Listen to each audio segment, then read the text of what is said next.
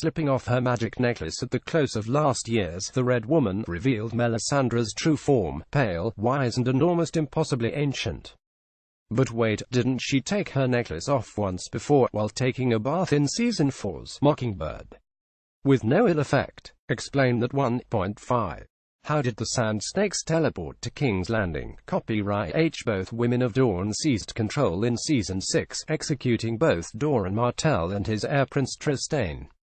Except, Trystane was on a boat moored at King's Landing.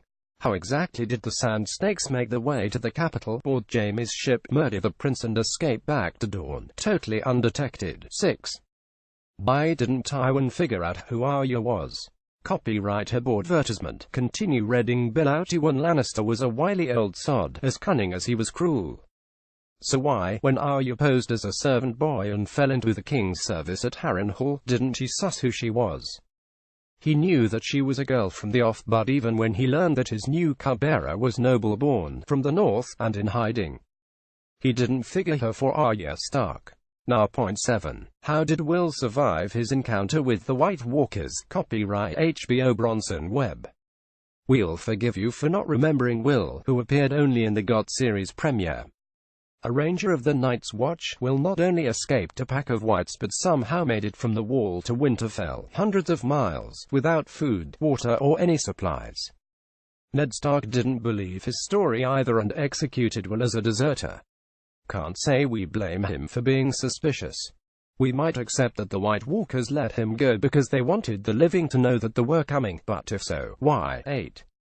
Why didn't Tyrion seek revenge on Littlefinger? Copyright HBO. Nick Briggs. Cast your mind all the way back to Season 1. An assassin bearing a dagger made of Valyrian steel tried and failed to kill the crippled Bran Stark. Littlefinger did what he does best and lied, placing the blame at Tyrion's door. Tyrion was freed after Bronn won a trial by combat on his behalf, but why has he never attempted to get even with Peter Baelish since? We guess he's been kept pretty busy. 9. How did Khal Drogo melt the gold so fast? Copyright H. Boys. It was super badass, but unless the rules of physics are entirely different in Westeros, Khal Drogo's method of murdering Viserys Targaryen makes bugger all sense. The melting point of gold is nearly 2000 degrees Fahrenheit. The average cooking fire, at most, would reach approximately 700 degrees. Yet Drogo melts 5 gold medallions into a bucket full of molten liquid in a matter of seconds. Balder-10. Do Euron's shipwrights have magical powers?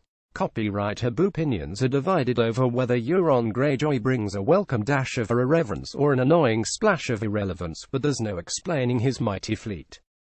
Yara and Theon stole his best ships while he was reveling in inheriting the Driftwood crown. Maybe the really fast runners. Fine. Euron told the Iron Islanders, all 20 who had assembled on the cliffs, to build him a fleet of 1,000 ships. And hey presto, by the next season it's done. And not just any ships, awesome ships that destroyed the other Greyjoy and Dornish combined forces. In the 16th century, just for comparison, it took shipyards up to a year to build one ship. Just how many shipwrights does Euron have back on those poxy little islands? And was he getting the wood from? Related article. Game of Thrones, who's still on Arya's kill list. Want up to the minute entertainment news and features? Just hit like on our Digital Spy Facebook page and follow on our @Digital Spy Twitter account and you're all set.